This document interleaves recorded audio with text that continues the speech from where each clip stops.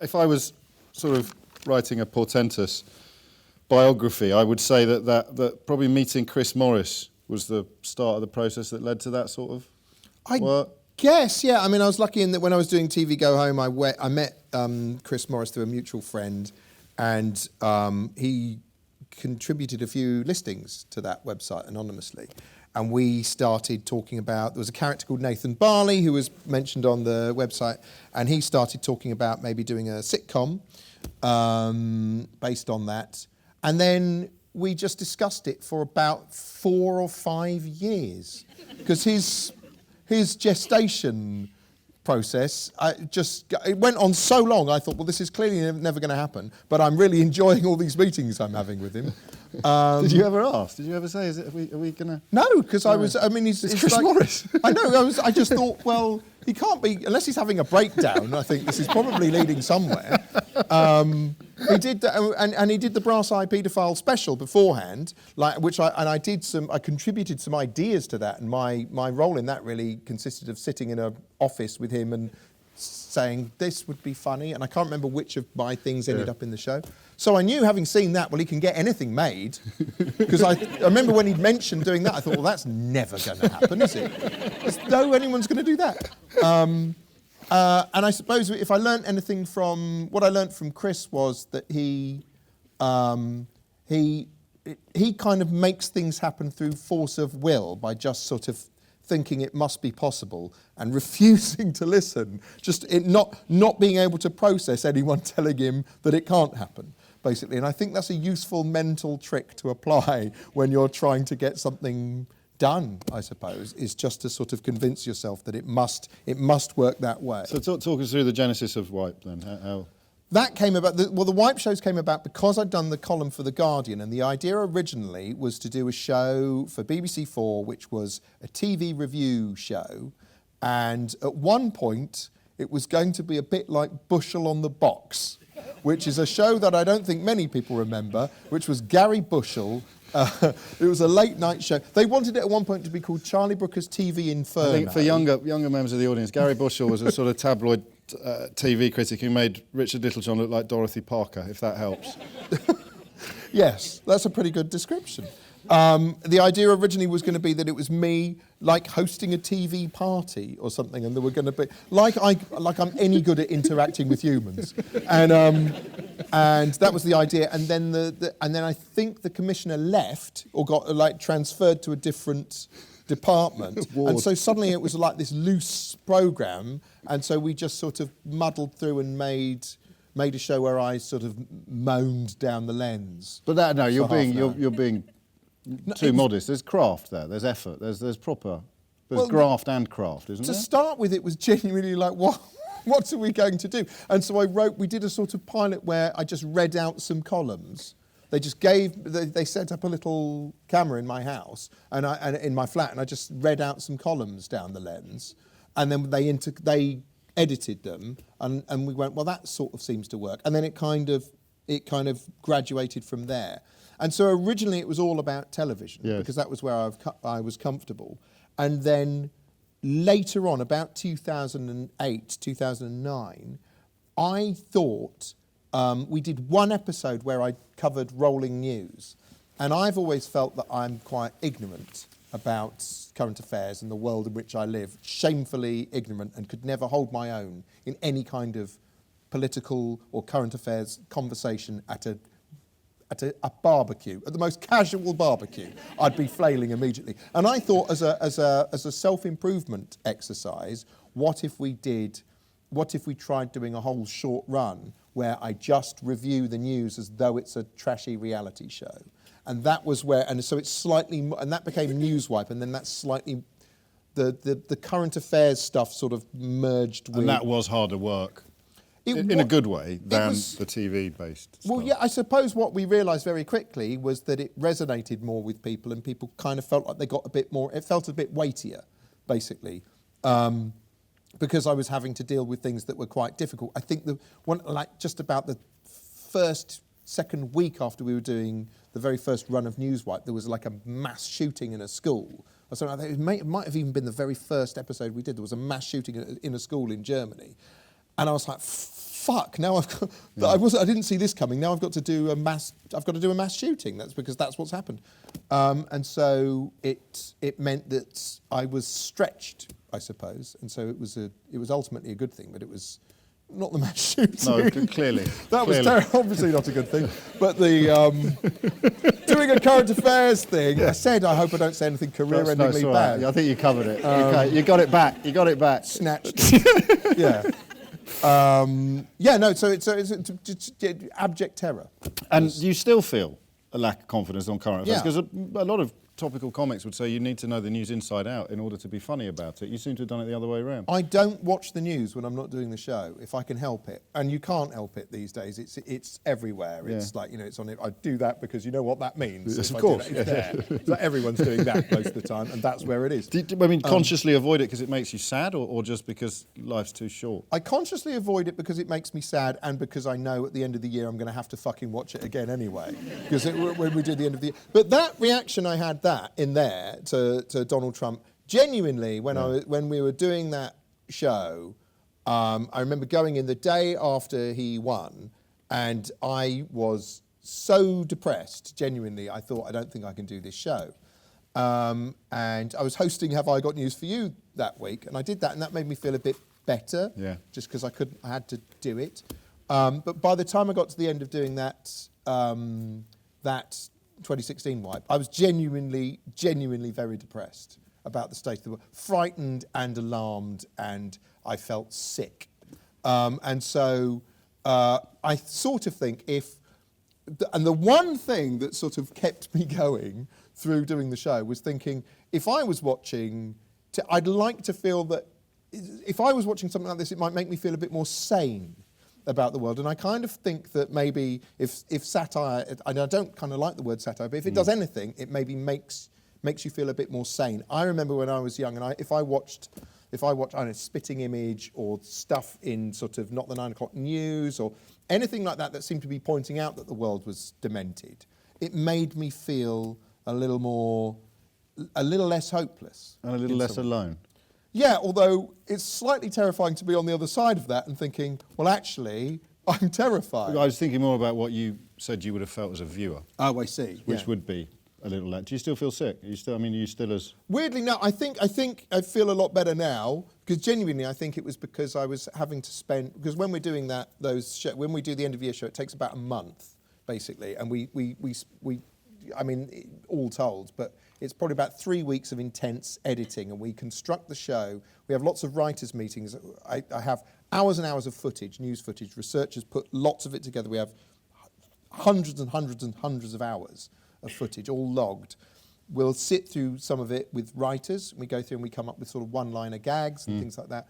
And then I'll sit there trying to work out what we're doing. Then we go into the edit and we construct the show in the edit. And we've learnt, this is what we've learnt over years, we construct it like a storyboard. So we construct it with still photographs of me sitting on the sofa or sitting at the desk, or walkie-talkie, as we call it. And then I'll just read the lines in with a microphone in the edit, and we cut it with the footage. And then once we've assembled the show, we then go and film all my bits last, which took us fucking ages to work out, because we used to film loads more than we needed.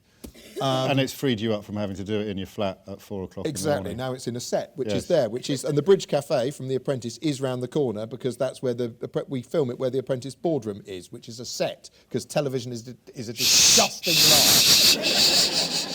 It's a set, Black Island Studios, just off the A40. Acton. And that's where the Bridge Cafe is, and that's why they film in the Bridge Cafe. But no, because I had to sort of sit there watching hours of news footage, and 2016 was horrible, it really genuinely affected me, I think.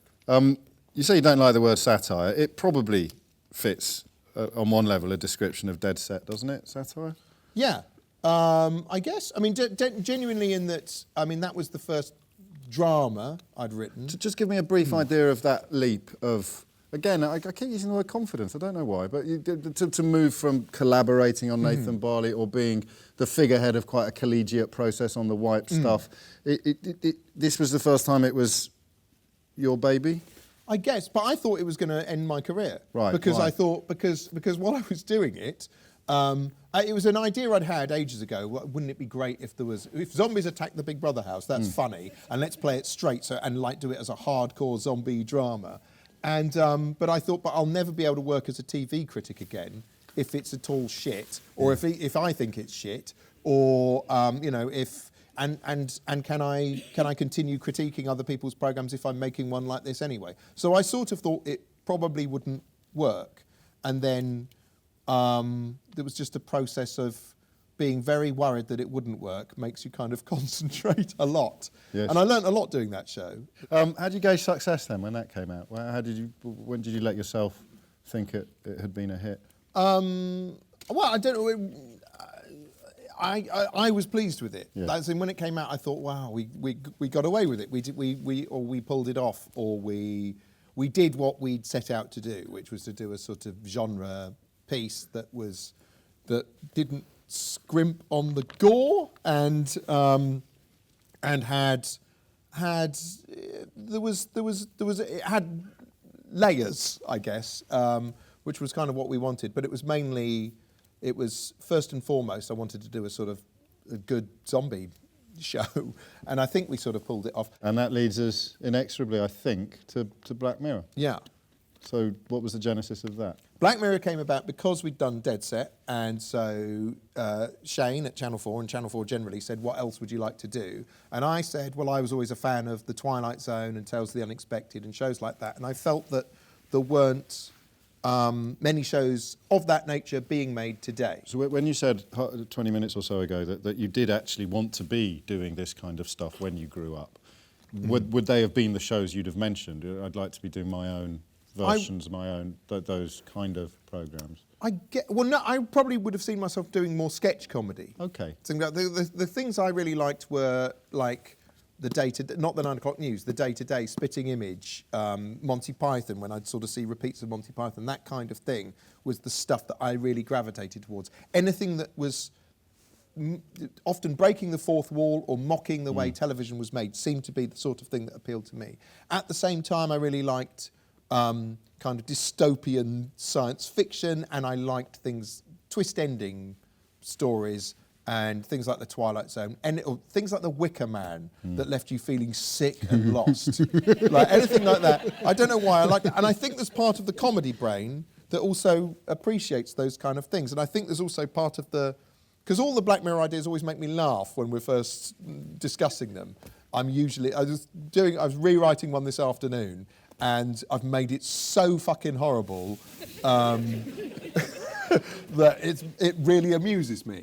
And I think all of that, it's all in the same, so I'm really lucky because I've got to do all the things that I like. Zombie films was something I liked when I was younger. So I'm really, really lucky. I'm trying to think of something that what I haven't done yet is made as a ZX Spectrum game.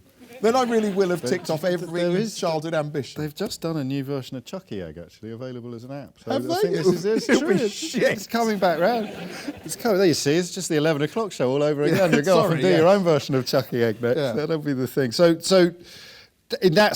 Then I get very much the impression that Dead Set opened the door for Black Mirror in that way, more so than for Touch the Cloth. That was serendipitous, Yeah. but Black Mirror was kind of, look, I can actually knit together all these apparently disparate strands and make something a little bit special. How do you decide who to go to? How do you decide who's going to be most simpatico to a project like that? Well, you mean in terms of directors, or just no, in terms of getting the money first, actually. Oh, well, that was just because Channel 4 had said it and mentioned it to us. So Right. so it sort of originally, and again that was sitting around for quite a while, because originally the premise was I thought it was going to be 8 half hours was what I Okay. originally pitched. Very Twilight Zone. Very Twilight Zone, and the idea was that I was only going to write 1 or 2 of them.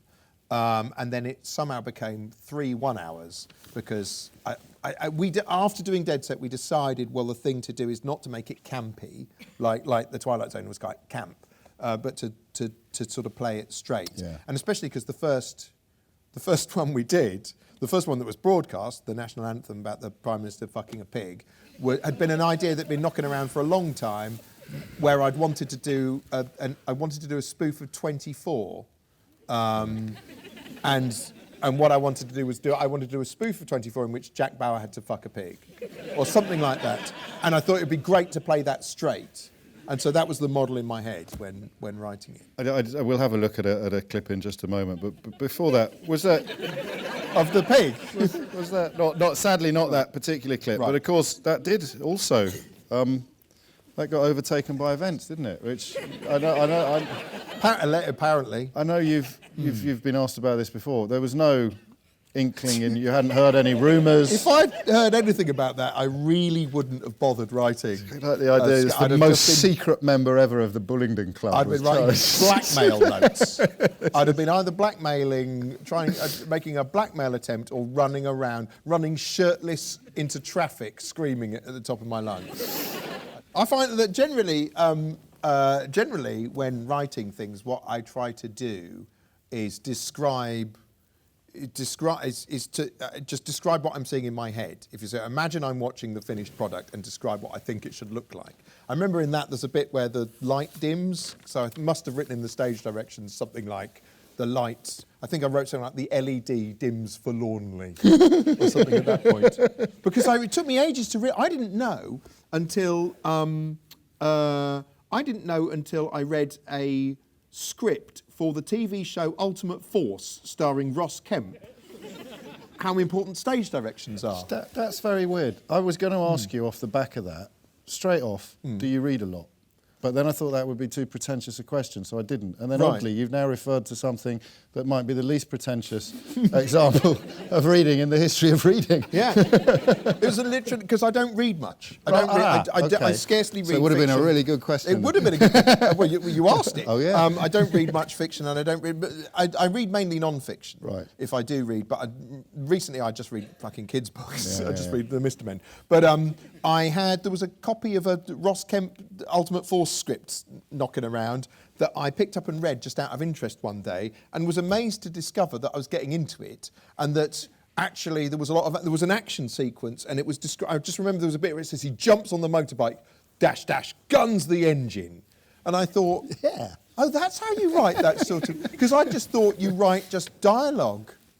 And so it was a revelation to me. And so I realised, oh, right, so you're actually describing a story. I'm like a fucking idiot. I had to learn this by reading reading that. And so now when you're writing a script and it's going well, you can, if you find yourself watching a little film in your head and you enjoy it, and so it does feel a bit like automatic writing, and you can write really quickly. And other times other times it's very difficult and it takes ages, and you just have to remember that the first version of it is going to be shit, and it doesn't matter, you've just got to keep going. But so I would say, and in terms of scripts I'm writing, half of them come out easy. It sounds like bowel movement. Half of them slip out easily. Oh, thank you. With a meaty thunk, satisfying splashback. The other half, you're really straining. Okay. Okay. And it's interesting, and a lot of the time, and with the ones where you're really straining, you're thinking this is shit the whole time. You're just thinking this is terrible. This is awful. What has changed then? Because the time is against us, and I do want to invite some questions from the room. What's changed with the shift to Netflix then? What I mean, if anything, of course, the canvas is slightly different. The canvas is bigger. They've been. I mean, it's just. There's a higher budget, so we can, but not massive. It's not like a huge shift. I guess it's more. I'm aware it's a global thing, so you try and reflect. You try and have stories from elsewhere in the world. Nothing has really changed. It's just slightly more daunting, because you think, if I really fuck this up, it gets published, I guess, or uploaded. It's everywhere in the world at the same time. So you could really fail on a global stage. That's the main thing. That was one that had come out quite easily, which was weird, because I thought I knew what the ending was. And if you think you've got an image for the ending, then you can sort of, you get impatient to get to the end, and you're like writing like this. But for anyone who's seen that, I thought the ending was there's a bit where they meet in a hospital, and she walks in, and Yorkie, who's the one in the glasses, is an older woman in a bit. I've spoilt it for anyone who hasn't seen it. Fuck you. Should have watched it. Kelly goes in, and Yorkie's an old woman in a vegetative state, effectively. And I thought that was the ending, and I wrote it really quickly, and then I was like, oh, I'm going to keep going, which surprised me.